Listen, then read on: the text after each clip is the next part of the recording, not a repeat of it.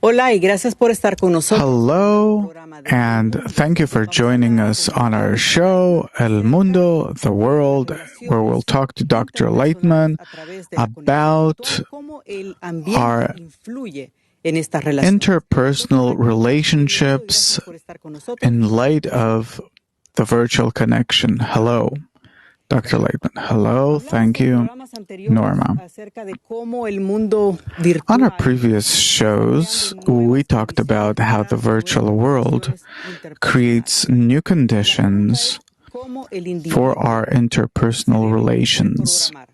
The question is, how should an individual reprogram himself accordingly? Dr. Lightman, you're talking in the time of the coronavirus pandemic or in general? Norma, we're talking about the current situation that during the pandemic, we shifted to a virtual environment, and we're still shifting more and more, so much so that instead of going to a restaurant, we order in. People are learning, are in distance learning the same thing with jobs. People work from home. International corporations in the United States asked their workers to stay home and work from home. There is this inclination toward working in the virtual realm.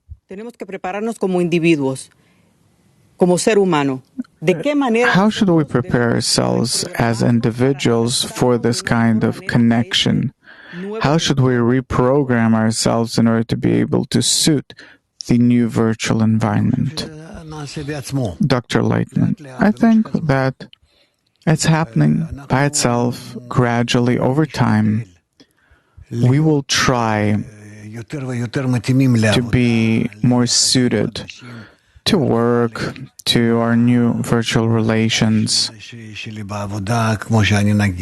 with my colleagues at work, suppose.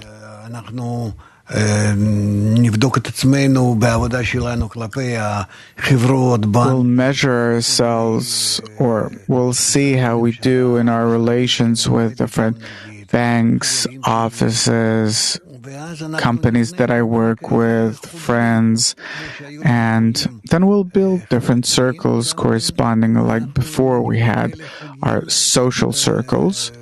We'll build the same way virtual social circles, closer or distant, in relation to work, hanging out, leisure, different things. No problem. I have a friend that we used to play chess together. We still do it virtually, easily. There's such things that you can do, and it's really lots of fun. And on the other hand,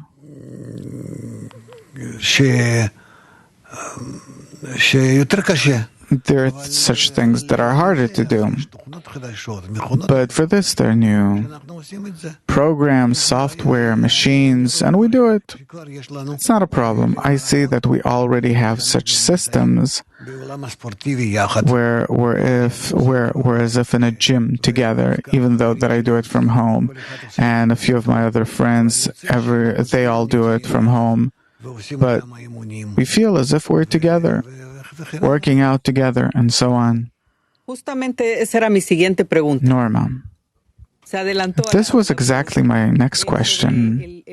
About, suppose, physical work or different physical activities, sports. It was proven that people, they join a gym in order to increase the influence of the environment over them. They feel more committed. If I don't come to a lesson, people will ask, where was I? I have to explain. I have to make greater effort because I don't want to look bad in the eyes of others. And there are many other parameters and examples here. What happens in a virtual environment? where you don't always have a group that helps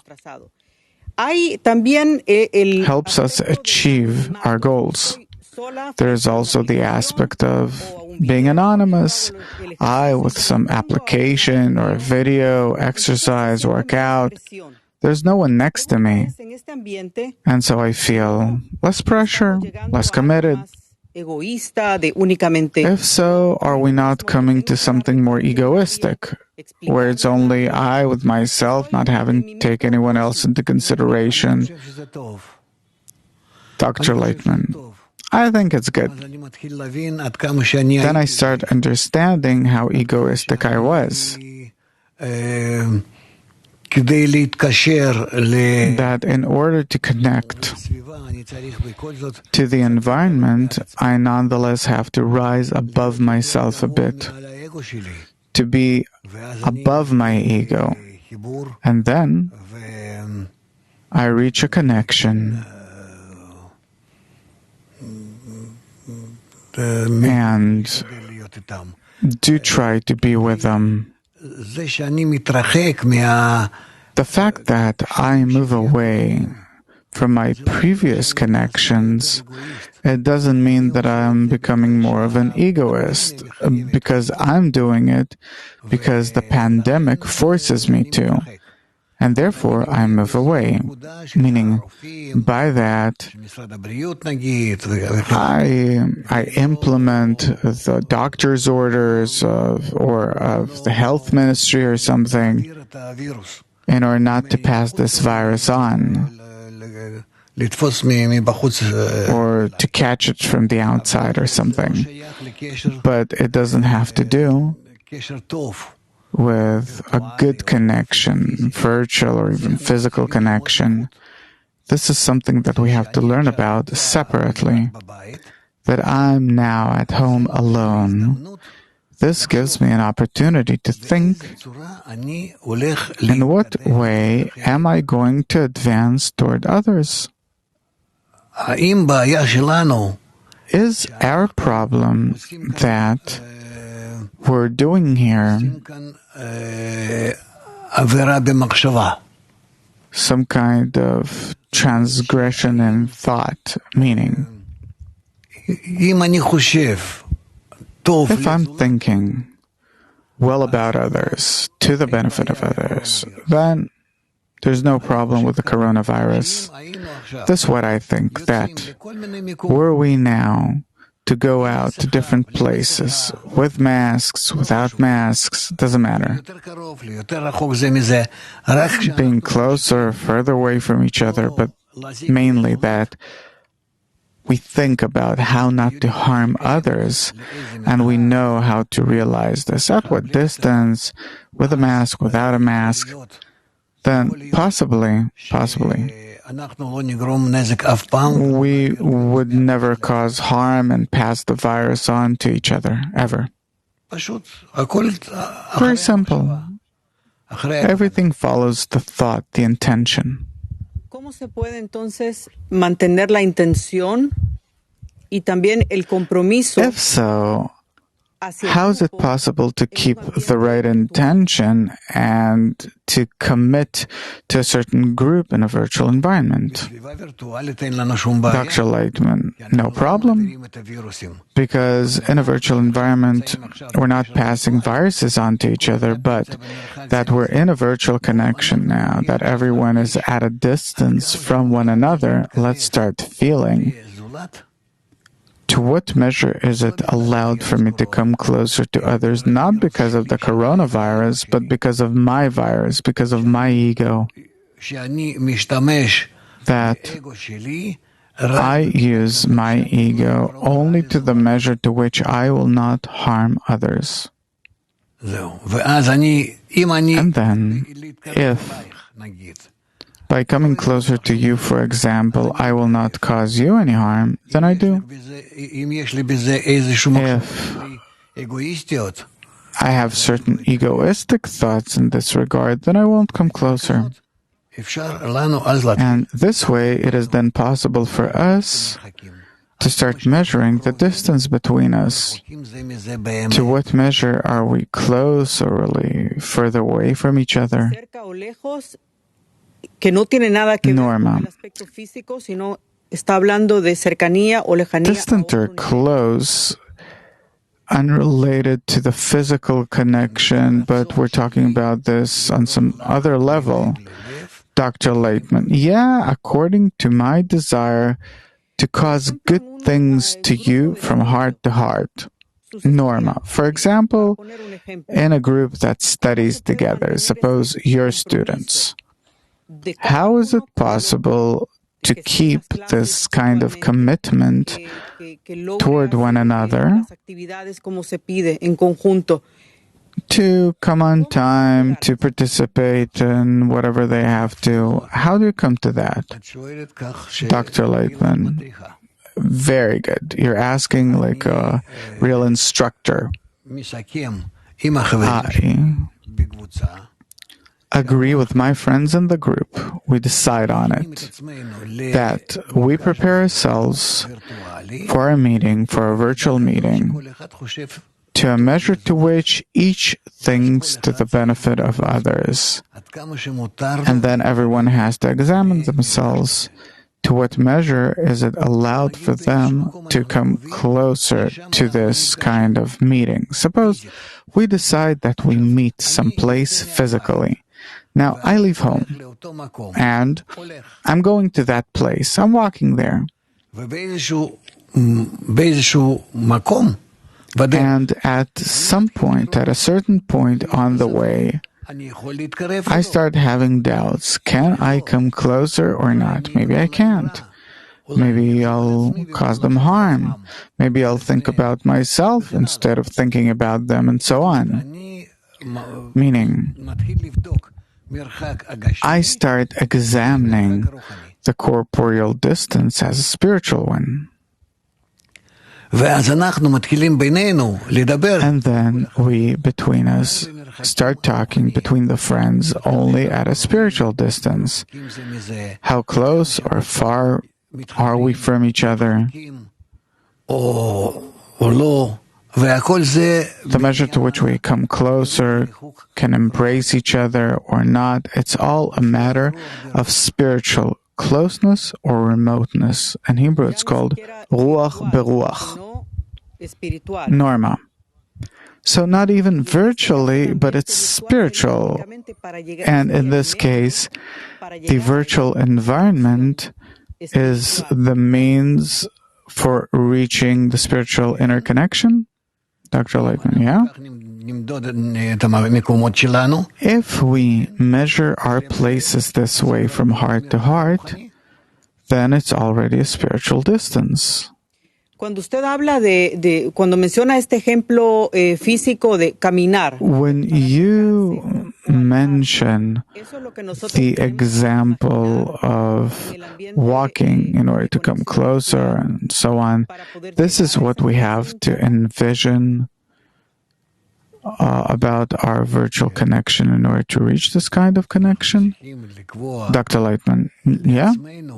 We have to determine this kind of standard, this kind of measurement for ourselves, a spiritual one, and not a corporeal one that's measured by meters and so on, but these are heart-to-heart. This is a heart-to-heart kind of measurement.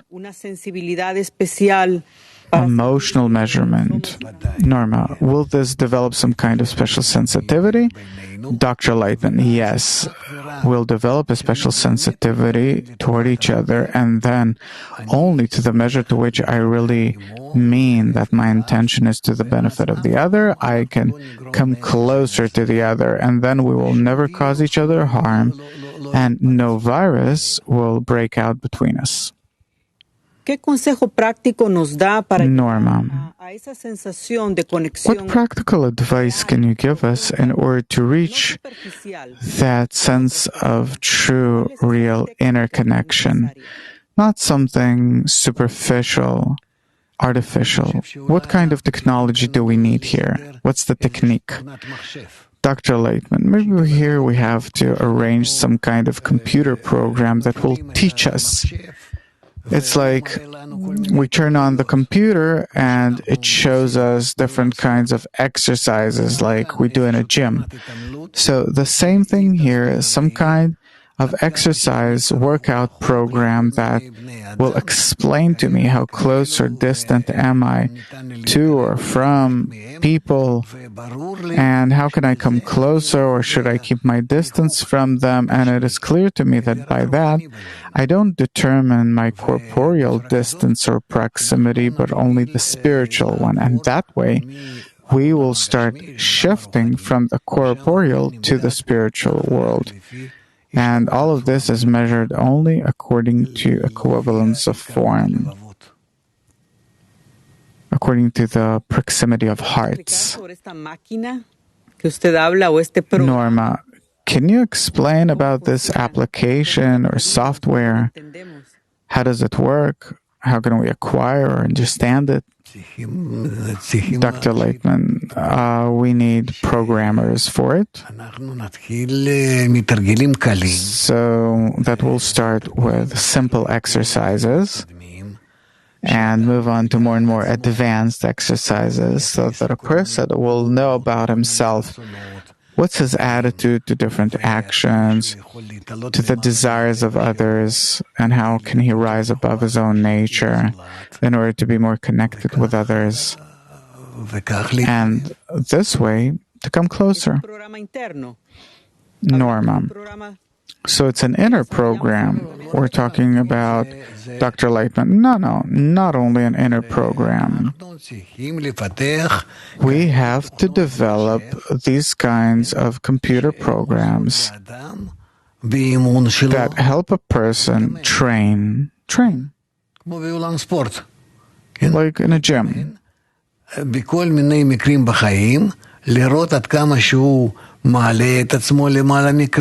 To work on different cases, situations in life, how can he raise himself above his own interests and be to the benefit of others, to serve their interests. And then he can really see, is he to his own benefit or is he to the benefit of others?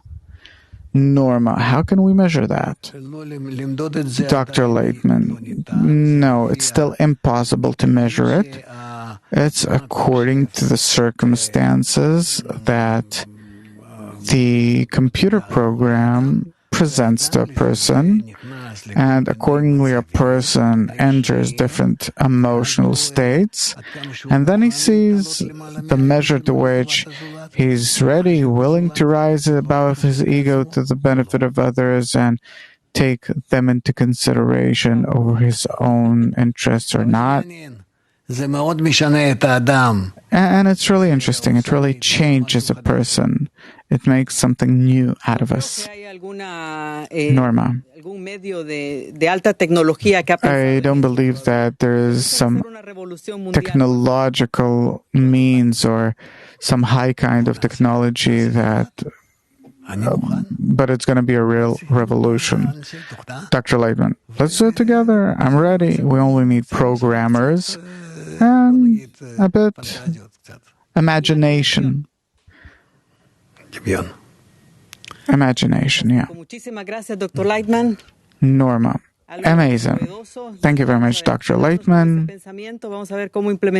This was very innovative, and we'll think about how to implement this physically and internally. Dr. Laitman, try to develop these kinds of things for next time, and we'll start advancing toward this kind of program, software. One way or another, thank you very much, Nora. Thank you.